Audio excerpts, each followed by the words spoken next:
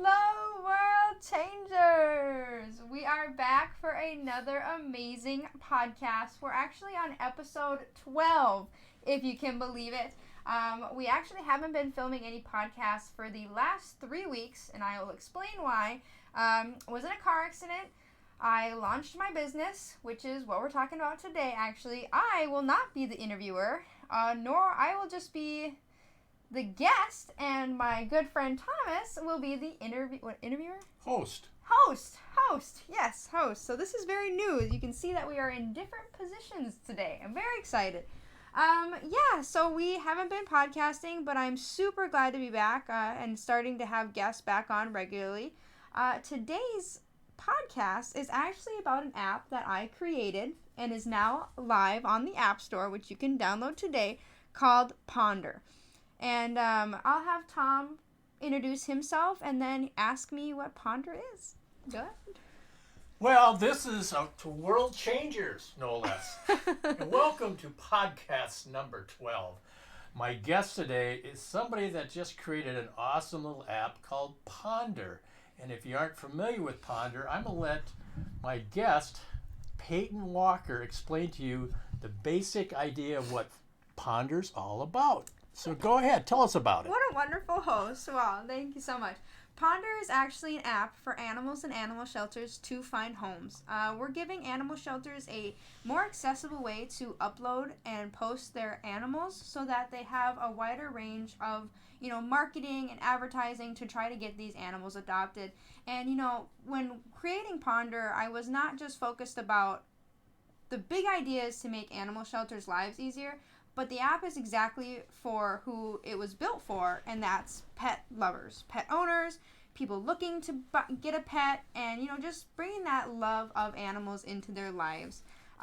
So we have many features. We have a missing and found pet feature. If you find a dog that went missing, you can post it to the app, and it'll alert everybody in that zip code and say, hey, you found this dog. And the same thing is if your dog goes missing. Like, I have a husky named Nama, and she is an escape artist. And so I can post Nama to the page and say, hey, Nama was last seen here. Please keep an eye out. And if anyone finds her, here's my number. And it'll alert everybody in my neighborhood to let them know. We also run advertisements through the app where animal-related businesses can post on the app and either reach worldwide or just in their community for small mom-and-pop businesses. So it's very exciting. I am an animal lover myself, and so this app is targeted towards, me and all of you who have these amazing pets. So right now it's just dogs and cats, but eventually we'll have every type of animal that you can find anywhere. So, yeah. I think we'll get down at some point in time to where we'll be adopting frogs, for example. People love frogs. We're going to get to the whole gauntlet of animals at some point in time. But let's back up the story a little bit. For those of us that know Peyton pretty well, we all understand and appreciate her love of animals. And that's going to bring me back to how we're going to start this process of talking to Peyton about how she came up with the idea of Pawndr and where it's at today. So we're going to go back to the beginning a little bit, if that's all right with you, Peyton. I love it. And tell me, all right, when did you first think about coming up with Pawndr? When did I first think about it? I would say in 2018, I was in veterinary school, and I was going to school to be a vet, and I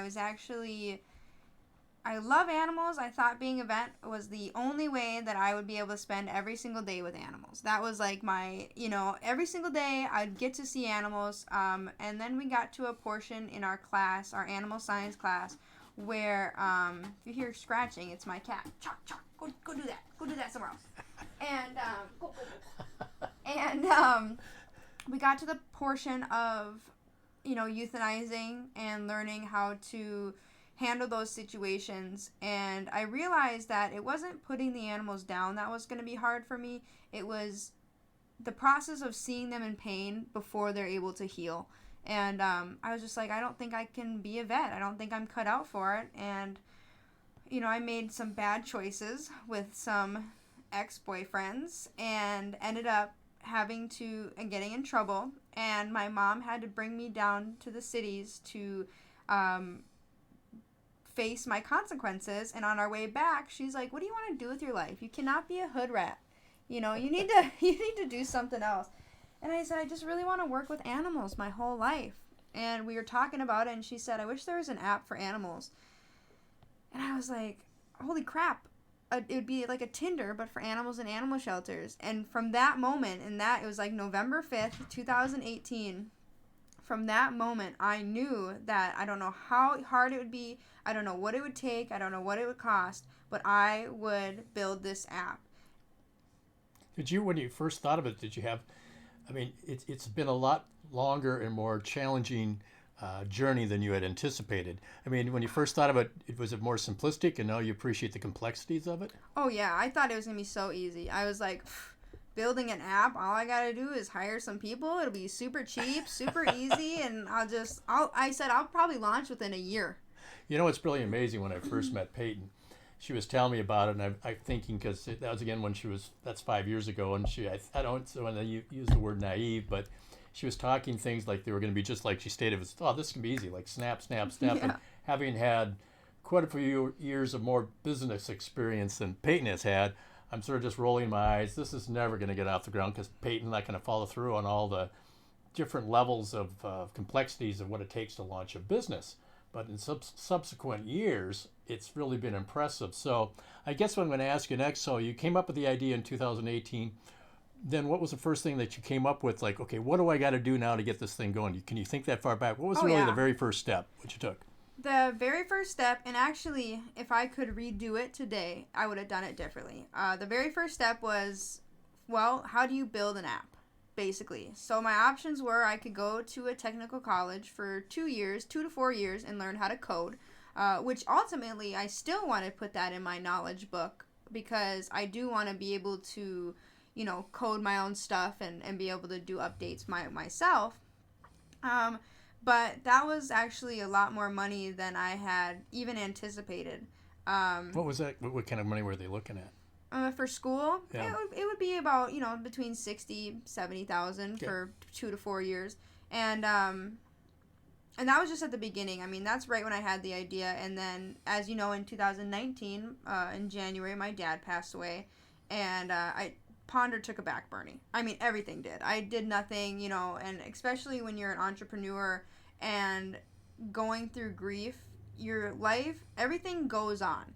Nothing stops like you think it would. Something traumatic happens, you think the whole world is going to stop. And that's just not how it is. And I stopped for many months. And after a few months, and I finally got back on the horse, and I said, okay, you know what? I can't go to school right now because I can't afford it. But my dad had left me some money in his life insurance, and so I had a budget. I was going to put everything in savings, and I started searching for developers. And this is what I would have done differently. I went online, and I basically typed in, trying to develop an app on Google. What do I do? And they, you know, a million things will pop up. Oh, this developer, put your information here, you know, do this. So I filled out one of these things, and I put my information in there, and I put my idea, and all of a sudden I had, you know, 10, 15, 20 app developers calling, texting, asking me, you know, oh, what do you like, blah, blah, blah, blah, blah. And I was telling people my idea. And that is where I screwed up. Because, you know, in the last 4 years of developing, somebody could have easily taken my idea and ran with it. But they didn't know the extents of the extent that I was going to make this app what it is today. And so after a few months of talking with a lot of developers and still not sure what to do, I met a developer in New York online, which is also a mistake. If you're going to work with somebody, you should trust them and know them and make sure that they're legit. And I started working with this company. We were working on the app for about a year, so fast forward 2020. And when you're developing an app, it typically takes between, to finish the app, consistently talking with your developers, it should take between 6 months and a year. Well, we were at the year point, and the developers started getting a little sketchy. I had paid them $8,000, which is really cheap for an app.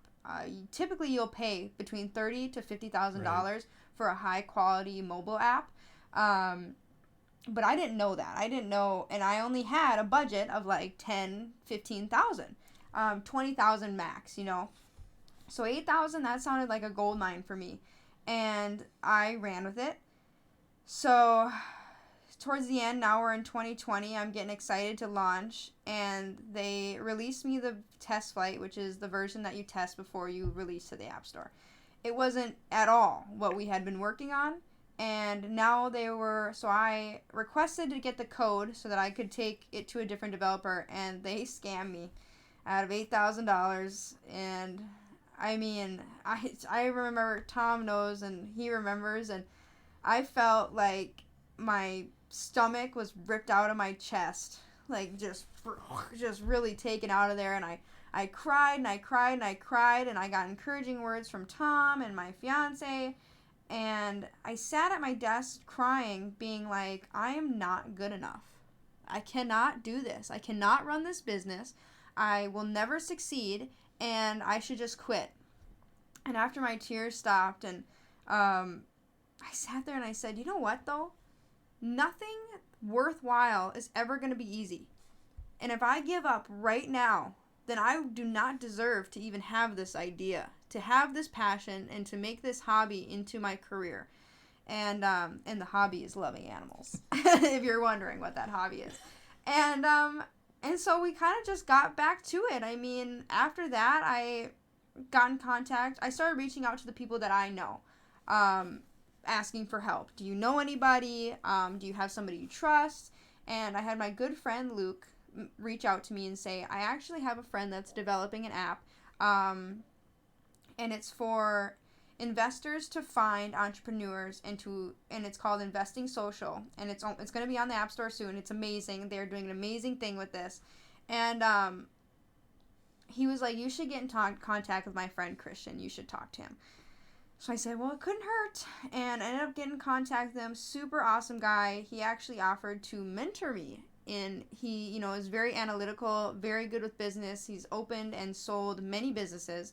Started mentoring me, started giving me really good advice, and got me in contact with his developers. And they gave me a quote, and it took me a little bit to get the money for the quote. I think our budget right now, the code from the other developers was useless. We couldn't use it. So the new budget was about $15,000, and it's taken a little while, but here we are in 2024, and I just released the app. April 15th. Tax day. April 15th was the actual launch day. So it was, it's incredible. The journey has been incredible, but it's definitely, I just sat there like, I am not giving up, because I love this idea. I am the creator of this idea, and I'm a boss. Just listening to some of the things you've been sharing with us in this little conversation about Pawndr. How do you spell that, by the way? Pawndr. Oh, that's a good way to spell it. It's like lessons learned. And again, coming from more than 25 years of business experience in sales and marketing, you really learn more from your mistakes than anything else. 100%. I mean, your success is great and you feel wonderful about it, but I think it really comes down to, it's like, I'll never do that again type thing, and that will stick with you. Mm-hmm. It's like lessons learned. And a couple things that jumped out at me is, like, one of the things you talked about, you heard about this, or you saw this deal online for $8,000. You get what you pay for. You get what you pay for. So sometimes, I remember when I was in business, we used to do a lot of contracting and bids, and I always seemed to be gravitating towards the middle. Sometimes, you always have a high bid, and they're just this company or whoever will always bid it really high, and then you have companies that really bid it low. And I think the happy ground is somewhere in the middle. Mm-hmm. Yeah. Because you really do end up with overpaying sometimes if you go with the high bid, thinking you're going to get the best and the highest quality whatever, and it turns out to be just adequate. Mm-hmm. And sometimes you're paying more for just adequate. So sometimes I refer to Peyton as just being adequate. You're being adequate today. Yeah. And other times, you go with the lowest bidder. That was always one of my favorite lines from one of the movies. I don't know if it was Apollo 13 or whatever, and they leaned over to each other as they're skyrocketing towards the moon, saying, "It's comforting to know that this was put together by the lowest bidder." As you're going up to space. The government always awards contracts to what? the lowest bidder. Yeah. So again, in business, that's not often the way we choose to go. Yeah. So in hindsight, when somebody was quoting you somewhere around the $20,000 range versus $8,000, that's a significant difference, and that's why it's tempting to go with the $8,000. So, that was one of the challenges you had. So we got through that first part of it, and as you started working with this new developer, because I want to talk a little bit about the process, what aha moments did you have? Like, I didn't know we could do that, or can we do that? Or you would ask them if they could do that. Yeah. So is there any of those?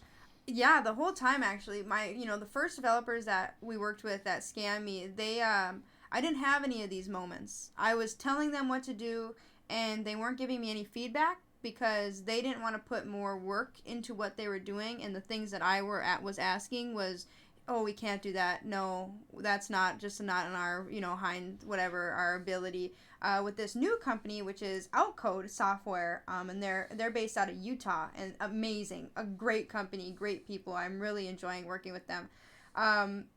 They actually give you a project manager. You have a couple different people that you work with. You have your project manager, you have your team of developers, and then your overall manager that's talking to the project manager and making sure that I'm happy. And we had meetings, once a week. We were in contact the entire time. They would email me or text me with any questions and say, hey, can you hop on a call quick? And I'd be like, yep, 100%. And the aha moments was when we were building this app, there was things, we were going through each, when you're building an app, there's, different pages. It's the same as a book. You write a book, word by word, page by page. And that's what we were doing. We were literally assembling this code so that it'd be, okay, here's the login page. Once you hit the login page, this is where it'll take you, and this and this and this and this and this. And I just remember being in a meeting, and I was sitting there, and my project manager went to my developers in that meeting, and he said, hey, do you actually think we should do this instead of that? Because I think it would flow better, and as an animal lover, I think I'd like to see this. And I was like, aha, that is such a great idea. I didn't even think of that. Like, that is so amazing. And it was the difference of having a team. And this is my biggest thing that I tell my developers and my team. I say each one of you has an animal, whether it's a cat, a dog, anything. You have animals that you love and that are your family members, and this app is for you. So for you to be able to sit here and build it and say that you built this, it's, what do you want? And it's not only what I want because I'm an animal lover, but what do my other, consumers want in this app?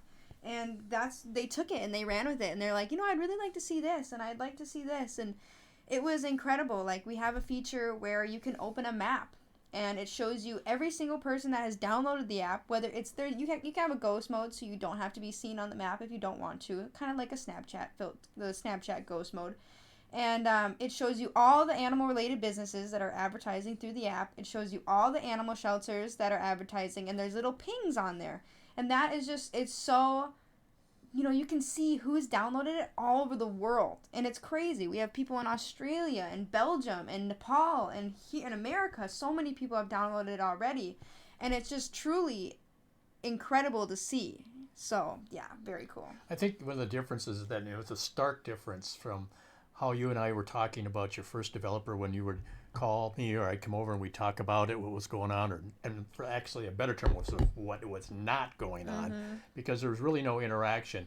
And I think with the second firm that you've been working with, the second developer, is that the word that jumps out at me is collaboration. You collaborated on it. 100%. And, when you can get somebody that's involved in that aspect of your business, because they don't really understand your vision. I mean, and sometimes even if you lay it out in one big sentence or paragraph when you first talk to them about it, they don't know all the nuances that are in the back of your brain that are saying, well, this is a feature I think would really be cool, and it's necessary for this to be a successable launch or a 100%. Successful program. So that was probably your saving grace with when you first were vulnerable for somebody capturing your idea.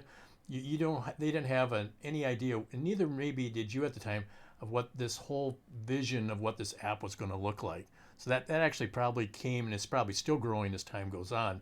So that was your saving grace, not giving it all away right away. 100%. I mean, and what the old developers gave me, there was this feeling in my gut that was just like, I can't release this. But with these developers, oh man, I mean, I remember... You were ready to release 2 months ago. Oh my gosh. I remember when my designer, so because with your team, you also have a designer on there that helps you design everything. And he sent me the first couple pages of, you know, what the old one looked like and what the new one looked like. And it was like I could like sing. Like it was like, oh my gosh, like let's release it. I'm so ready. It looks amazing. Exactly what I have envisioned in my brain the last 4 years is exactly what was in my hands on this app. And it's incredible. I mean, even to this day, every time I log in, it's like, dude, I made this. Like, this is my child. You know, what's with Peyton, and by the way, she's the CEO of this company. So I'm interviewing the CEO of Pawndr. That's right. I've worked with a lot of CEOs, not only within my own corporation, but with a lot of major hospital systems throughout the United States. And I always felt the most successful CEOs that I ever worked with, and also the ones I enjoyed working with, are the ones that were open to ideas. And because you may have your idea and vision of what this should look like, and sometimes somebody has to step in and say, nope, that's not good, or that's not necessarily the right thing to do. Been there, done that. It's not going to work. So I find that Peyton is really open. I mean, I can even think it down. When you get into this type of a business, Peyton is very hands-on, which is also good, but she's not hands-on to the point that she's not willing to listen to other ideas. I'm even thinking of an example that I have to smile about because I got involved with this with marketing some of my products years ago with our marketing department, but even, you know, what colors should be on this unit. Peyton and I got a pretty good back and forth about the Pawndr logo. I kept saying the first one was way too bland. Yeah. You need something that's got some pizzazz to it. I was like, I don't know, I kind of like it. And then I started sending ideas to and even though I thought that the original design looked good, I was like, all right, I'll bite, Tom, I'll bite. And I started sending these ideas to my designer, and he got back with me, and I was like, damn, Tom was right. That looks really good. I was like, I think we have to go with that. And it's as simple as that. I mean, but you get into more complex aspects of the business, especially when you get into the financial end of it, which takes a lot more time. And as Peyton's finding, a lot more patience, that you're going to have ups and downs with even getting, financial support, looking for where the money's going to come from. And sometimes it's going to work out because you think, well, we'll go this path, and you get shut down. You go to another path, it's a roadblock, to a thing. Even recently when we were car shopping, that's a whole nother story, to replace the car that you got in an accident with. I mean, but you have to go with that. And even though you get turned down, you learned a little bit about how the financial world thinks and functions. Oh, 100%. So the next time you go back to them, you'll have a better understanding, like, I've got a pretty good chance of getting this funding, and the other way, I'm not even going to go there. So you have a pretty good idea of how things operate. And I think even though you and I tried different avenues, we ultimately found how to get funding to keep the ball rolling and keep things going. Us. but we wanted to learn and try other options because again, and that's what all businesses do. I don't care how big you are. You can even look at like General Motors. They're constantly looking for money to continue to grow their business. Yeah. And they just don't go down to their savings account. They have to go shop their business and look for people that want to support their business financially because they got a financial stake in it. Which brings me to another point about working with your developers. You had mentioned this in your comments, is that you got them working with you. They're collaborative. You put it into their home, if you will. You said you have dogs, you have cats, so they now can feel what you're trying to accomplish through the app, right? Exactly. And I think what's going to be cool about this is this app continues to grow, and I'm more realistic than Peyton. I think she wants to be huge in a year. I'm giving my business background, so it's going to take a couple years to really have this thing grow, and that's totally get it. I get the enthusiasm. I got a plan. Don't worry. Well, we're going to ask you about that. But what I was going to say is that with this group of your team, with the developers, the fact that you've now brought them into this circle of the family of having family pets that are part of the family, which is a good way to put it because they are. I mean, the pets that I've had over the years, including my last 2 dogs, we're part of the family. Yeah. So, and I get it. And I had to put a dog literally died in my arms. I mean, I was like, whoa, man. And I had to euthanize a cat that was dying of cancer. That was no fun. I still have a scar when we put her down. I told you that story too. So you brought them in. And so what's going to be neat about this, these developers are part of your success. Yeah. And once this gets to a certain threshold where it's just like, whoa, you're going to be able to go back to say, they're gonna take some pride because they were part of that. They went along for that ride, which would be good. So yeah. And you remember when we were fighting with the old developers trying to get the code or get the money back, and ultimately they were trying to scam me for more money. And basically what I said was, you've shown me your true colors here, and you should have seen the potential that this app has, and you should have taken the money that we originally signed the contract for, and you didn't. And now you will not be able to say that you developed this app. You won't get any credit. You won't get any credit. You won't get any marketing. You won't get anything. Why we don't mention their name. Exactly. Why I don't mention their name, but I'll mention my new developer's name, which is Outcode Software. And you don't get to say that you were a part of this journey because you weren't. You actually you chose a little bit of extra money over a huge opportunity.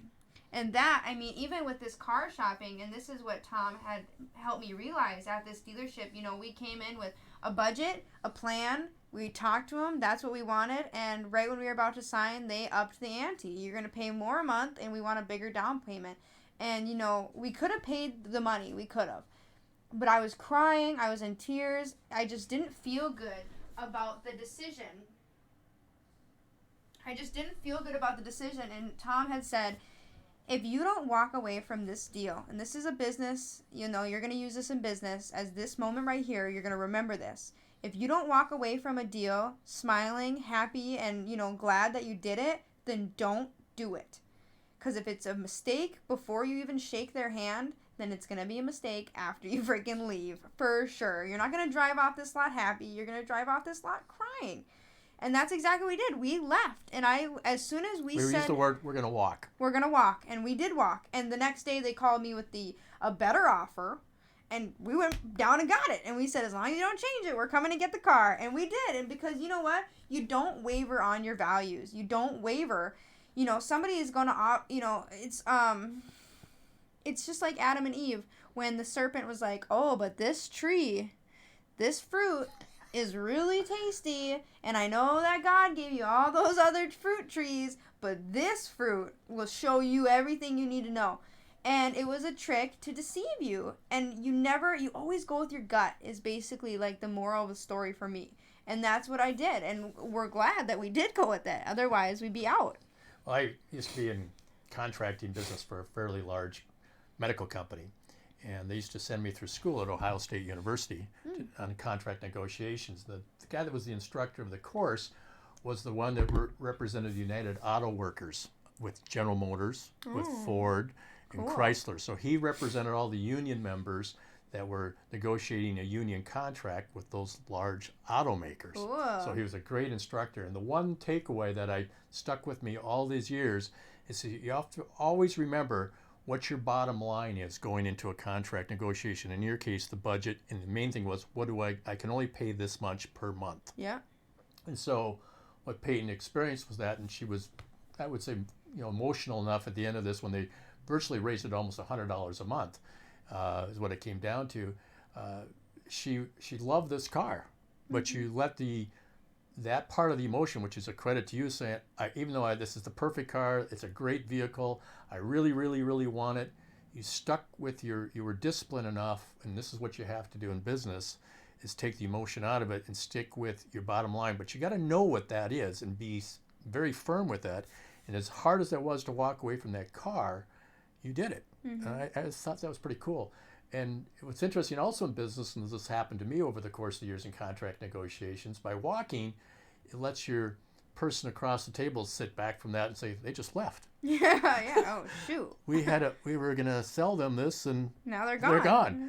And so overnight, somebody blinked, and it was them. Yeah, it was them. And I was going to call Peyton the next morning and give her some comfort. And when I got on, she says, guess who called me? Yeah. First thing in the morning, I woke up and I was like, dang, I really like that car. I'm really bummed, but, we'll just keep looking. And I get a missed call on my phone. Call back, I was like, hi. And they're like, yeah, so we're going to offer you the price that you originally were going to pay with even lower monthly payments. And, yeah. And I was like, all right, we'll be there on Monday because you sucker. Like, don't try to,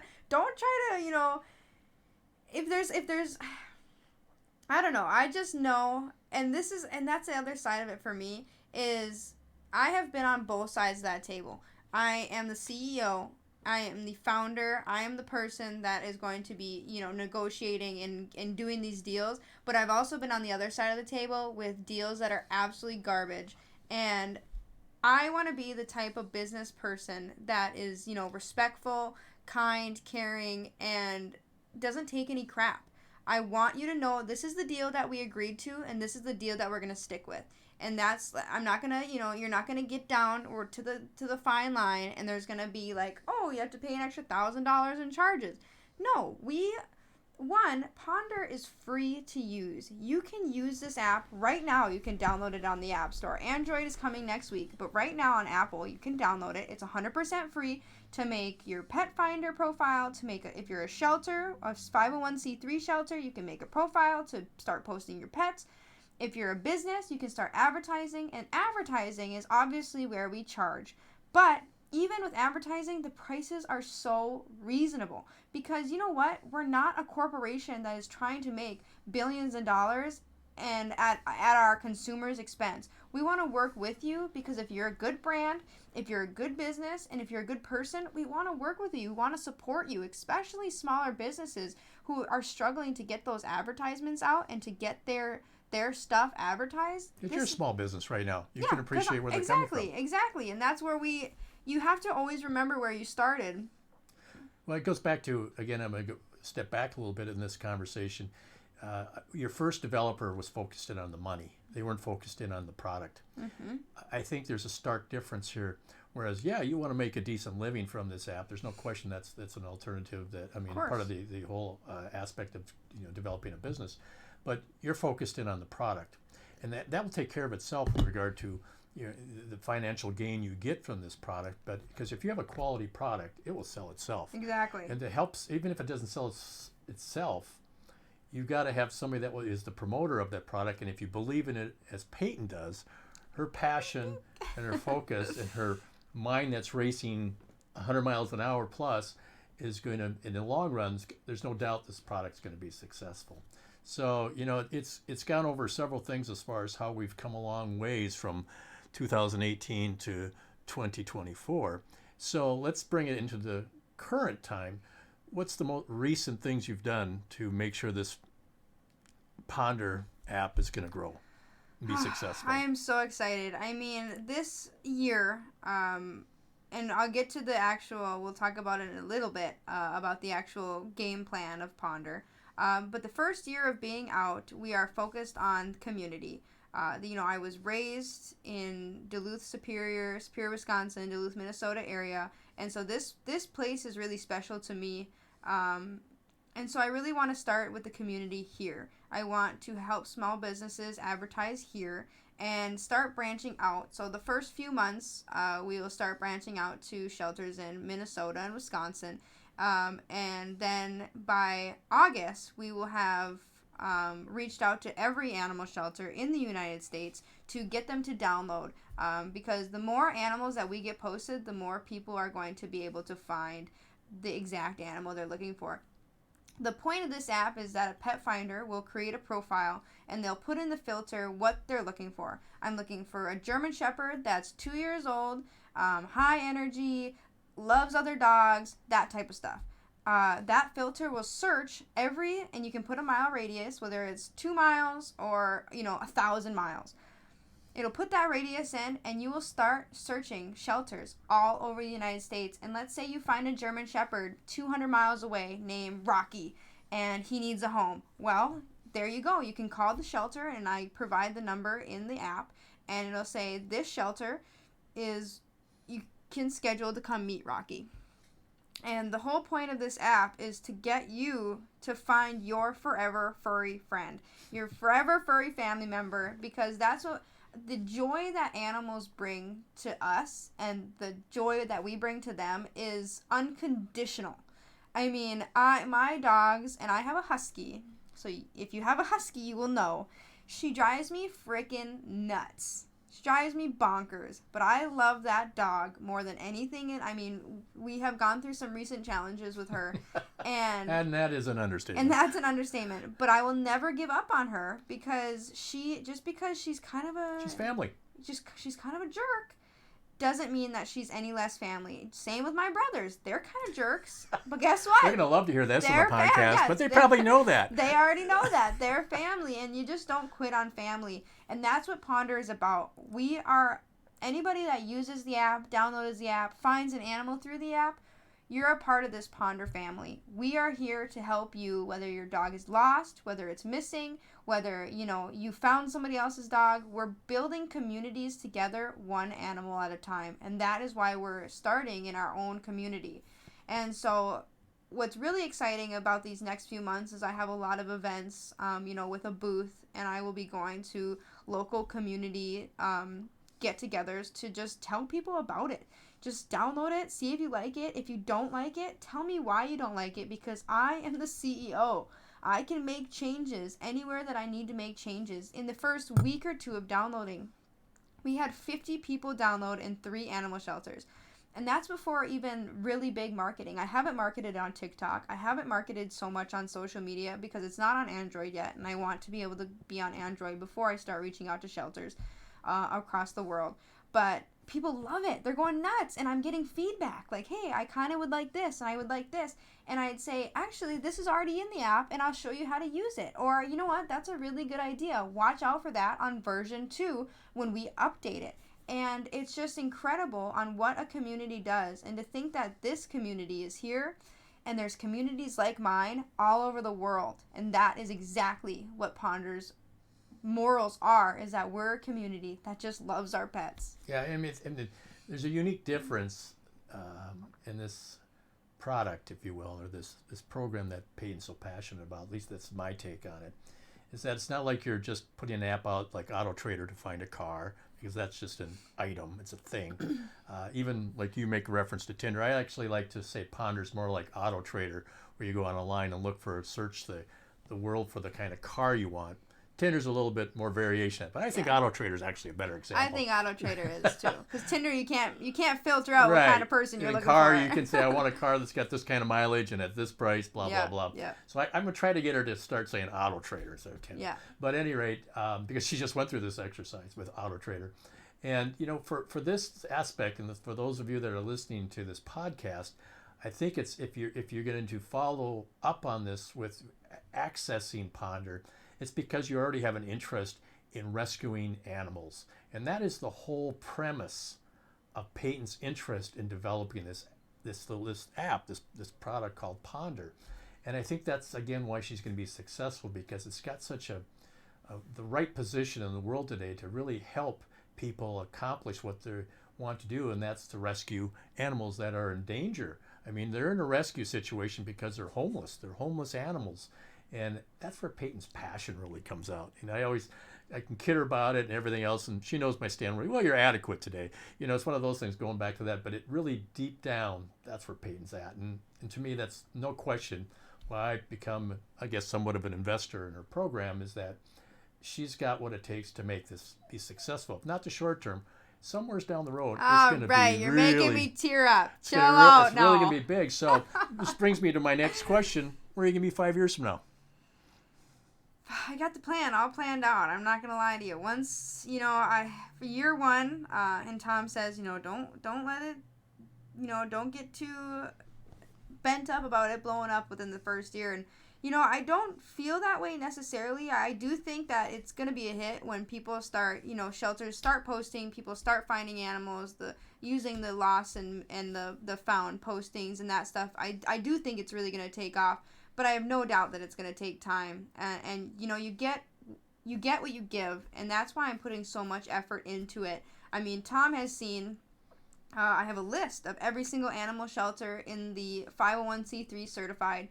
And 501c3 is just a nonprofit organization that is certified by, they got their tax ID. It's a legitimate shelter. And I've gotten this question a lot. I've had breeders reach out to me and say, oh my gosh, I love this app. When can breeders start posting? And the answer is never.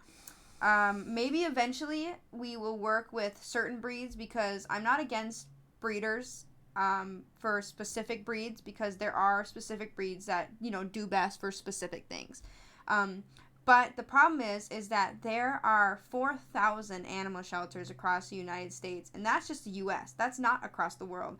And every single one of those shelters is almost at max capacity. To be bringing animals in, and actually I went through this last year where my dog got pregnant, and the guilt that I felt bringing puppies into the world was unfreaking bearable. I said to myself, how can I bring these puppies into the world while I'm trying to save so many animals from shelters? And, a lot of people, Pawndr is here to change your views on animal shelters. Everybody, when you say, oh, I'm going to go to the animal shelter, they're like, oh, that's so sad. I just want to take every single animal home. I can't do that. I can't go there. And I thought that way for so long. But then I started volunteering. Then I started walking these dogs and playing with these cats. And the animal shelters take such good care of these animals that while they're here, they're at a home.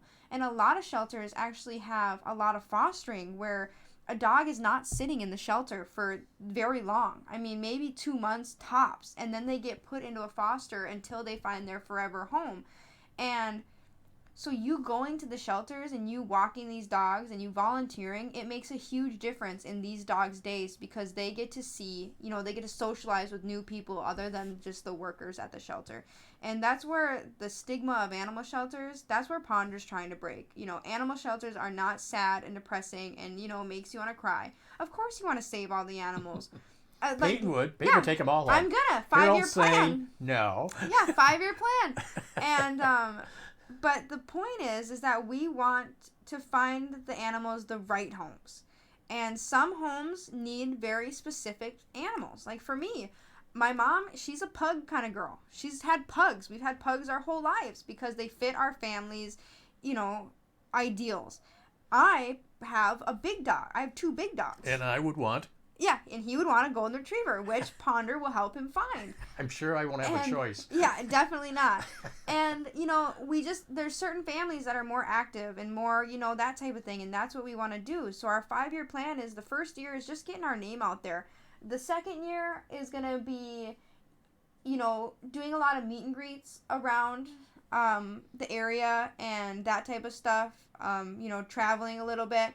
By the 3rd year, I want to be traveling worldwide. I want to be not only spreading the word about Pawndr, but also making an impact while helping rescue these animals, going to rescue facilities and learning how they function and what they do and how they, make it work. And we just want to be an asset to these rescues. And that's just what it is. And 4 years will just be, I still want to be traveling. And 5 years, I want to own Pawndr Sanctuary. I want to open it and have, the dogs and cats and horses and goats and cows. And frogs. And frogs and snakes and bunnies and all the things that don't have a home can come and hang out at Pawndr until they find a home because my husband won't let me own any more animals. Well, you only have so much space, and I can relate to yeah, where girls come from. Wait till I'm on 100 acres of land with a giant building. But I will continuously foster animals my entire life. And he knows that. I told him I already going to have, horses and stuff like that. And I do want fainting goats. They're so freaking funny. And yeah, that's like the overall Pawndr plan. I mean, I structured this business in a way where, one, we can make money, which is great because you need to make money to be able to continuously add. And to be able to live. Because I cannot keep working two full-time jobs and friggin' running a company. I'm going to die. And streaming on Twitch. And Peyton's not a 9-to-5 person, so a lot of you out there that listen to this podcast probably aren't either. So if you can find a dream, which is really pretty sweet about this is Peyton's dream. And with all of us, I think the best scenario in life is if you can find, I don't like a job. When I used to interview people for positions in my company, for sales positions, I used to ask them if they're looking for a job or a career. Now, there's a big difference. A career, and this is what Peyton's falling into right now, is more along the lines like, I love to go to work today. Yeah. I mean, it's one of those things, and it may not just necessarily be the job, it's the people you work with that make it a career. And when I was in business and sales, I didn't necessarily want to be in business and sales, especially when I first started, because I was groomed to be a teacher. I was going to be a history teacher because I love history. These guys know that. They've traveled Go on a road trip with them. Yeah, you'll learn everything. But, as much as I worked my way through those first couple of years, it also became a fun journey from a career standpoint, only because of the people I was working with. Yeah. And this could be with people that you're working with in the rescue situation, whether it's a rescue situation or it's the collaborators with your app. It now becomes a fun part of the day because you're going to be working with people you enjoy working with. So it becomes not a job anymore. It becomes a career. It becomes an avocation. It's just something to look forward to doing. That's why I've asked Peyton, what happens if you ever get offered $1 gazillion for the app? What are you going to do? Would you sell? And what is your answer? I would never sell. It's her baby. I would never sell. When I look at my future, like say 20 years from now, I see myself on a compound, living my life, maybe kids. I don't know. I don't know if I can do all that. Definitely animals. But I still want to be running my business. I still want to be the face of Pawndr because, and all my friends can attest to this, that I'm an extremely emotional person. I am a little bit too emotional. I will give you that. But the love that I have gotten from animals is, I can't even describe it. I grew up, my dad would rescue pit bulls, and people would see these dogs, with this little 5-year-old little blonde girl and be like, oh my gosh, how awful, like how terrible and what, how dare they? But what they didn't know is that these dogs protected me every single day. They would snuggle with me and lick me and love me, and I can remember every single one that my dad rescued, and they were literally family. And I'm such an empath. I love people. I love talking to people. I love helping people. And yeah, wow, shocker. I love talking to people. I love helping people. But with animals, it's a different type of love. You don't have to, I grew up really bullied in school. And with people, you have to sometimes worry, like, oh, are they going to like... And now, as an adult, I'm like, I don't care if they like me. I'm pretty cool. So, but with animals, I never felt that way. I never felt judged. Maybe judged if I didn't take them on a long enough walk. But, I didn't... They were so excited to just be there with me. And I never had to worry, like, oh, is this dog going to bully me? Am I going to go home crying? Did I say the right things? Did I take it the wrong way? Yeah, did I say the right thing? Are they going to talk about me later to their other friends? My husky definitely talks about me to her friends, for sure. But it's just like... And that, just like what Tom said, is you take something and you find out your career. And what I did with rescuing animals is it was a hobby. I cannot tell you how many times that I was just driving down the street and I would still do that. And still to this day, of course. And that's what I want to do the rest of my life. But I would just be driving down the street and a dog would jump out of nowhere. Or a cat, or like any type of animal. And mostly dogs I've rescued. I've rescued a few cats, but mostly dogs because cats are really fast. And they usually are skittish. But dogs are friendly. And I just remember this one incident last year when we moved into our new home. I knew this house had golden retrievers. And I'm driving down the road and I see this golden retriever puppy pop out. Just roaming the street. And I pull over and I go, hi, buddy. And he runs over to me. Peyton. Yeah, he runs over to me all excited, and he hops right in my car, and I have a bag of biscuits in my car in case I just run into a dog. You never know. And he hops in my car, and I'm giving him treats, and I go, I'm not going to take you to the Humane Society yet, because there's certain things that you should do when you do find a missing dog, and I'll tell you those in a second just so you are aware of them. But I was like, well, I'm not going to take you to the Humane Society yet. And I started driving around, and my goal was to go over to the house that I knew had golden retrievers. Because I thought they only had 2, but they could have gotten this puppy, and I didn't know. So I'm driving, and I have the windows down, and he's head out the window, living his best life. And I see this woman a couple blocks down, and she's in the middle of the street going, and she's looking back and forth, and I go, are you looking for your dog? And she's like, yeah, he jumped the fence. Who'd have thought? And I go, he's in my back seat. And she's like, oh my gosh, and the dog gets all excited. He's like, Mom, guess what? I got so many treats. And she thanked me or whatever, and I was like, I knew it belonged to you. I knew it. And it's just like, it's incredible. And so what you should do when you do find a missing pet, there's a few do's and don'ts. One, you shouldn't run up to a dog. You shouldn't just, like, if you see a missing dog, or a cat, don't run up to it and like, oh my gosh, let me pet you in your face. Do not do that, because you will get bit 100%, and then that dog will get put down because of your stupid self.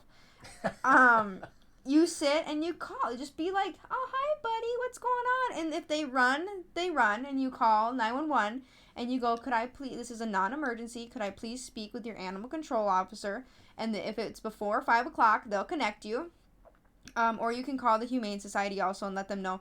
I typically call the police, because what I do when my dog goes missing is I call the cops first. I say, hey, my husky, she's white with, one blue eye, one brown eye. She got out of her leash, and this is the last place she's seen her. If you get any calls about a husky, please, this is the number to call me, and I will go and find her.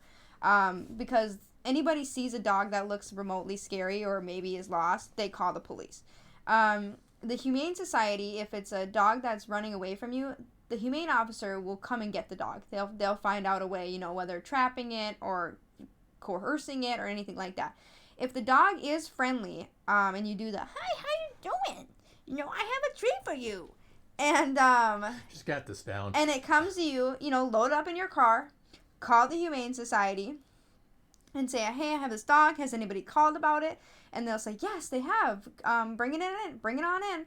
Or they'll say, nope, nobody's called for it yet. And you'll say, okay, I'll bring it in.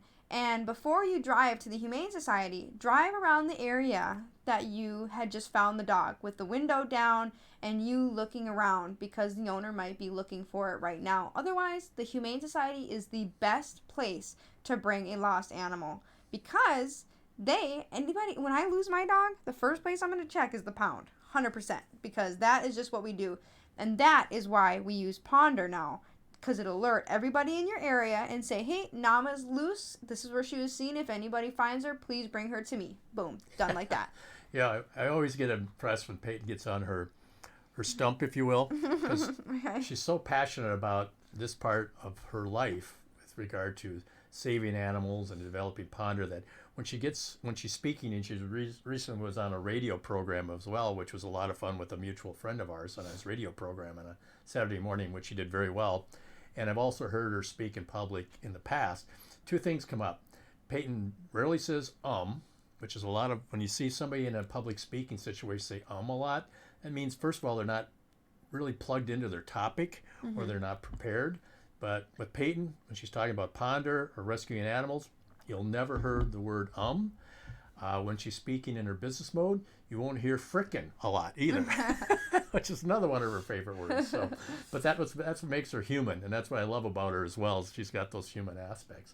A couple things come up as we're winding this up a little bit, is that I gave this Peyton, we were talking about where she wants to be 5 years from now and what she does every day. So I find things along the way in my life's travels that always sort of jump out at me like, I got to buy this for Peyton, because it's so Peyton. So this is one thing I bought for her. I'm going to ask her, why do you do what you're doing, and why is this a passion for you? Here's a simple answer. And what does it say, Peyton? It says, I work hard so my dogs can have a better life. And ain't that the truth? And I got to get one that says, I work hard so my cats can have a better life, because I just ordered some freaking, there's that word again, some things where they can climb on the walls. I love that for them. I want that. I need them to live their best life with me. That's great. So Peyton, anything else you want to say before we wrap this up? I think all the things, to download the app, it will be on Android next week, but if you have an Apple device, iPad, MacBook, iPhone, you go to the App Store and you type in Pawndr, Pawndr, and it'll be the first thing and only thing to pop up, and it's a paw with a P in it, and I will type the link in the listing, the YouTube comments below. And then also, in Android will be the same thing. And then also, if you're more interested in knowing, you obviously just heard the entire story about Pawndr, but if you are interested in knowing more, you can go to pawndr.info, and that's PAWNDR app.info, and that's our website, and it's more of an informational website, 100%, but it's a great way to, know my story. There's also a forum where you can share your story if you have adopted a dog. I would love to hear it. And also your feedback, any feedback that you have from the app, you can leave in the comments or you can message me directly. I stream on Twitch, and that's what we're on right now, but I also post on YouTube, and Pawndr is all on social media, TikTok, Facebook, Instagram, anything like that. So you can message me through there anyway. Like I said, PAWNDR, and it's an amazing app for all animal lovers, and I'm really grateful for, the people that you surround yourself with are the people that you're going to be like, right? So if you surround yourself with alcoholics, chances are you're going to be an alcoholic. Or if you're trying to quit being an alcoholic, hanging around alcoholics is probably not the best bet. I'd say that for sure. But I'm super fortunate to have a support system like Tom and like my family that when, I'm in my worst moments, I can go to them and say, I need help. Or even when I don't ask for help, they're like, I can help you.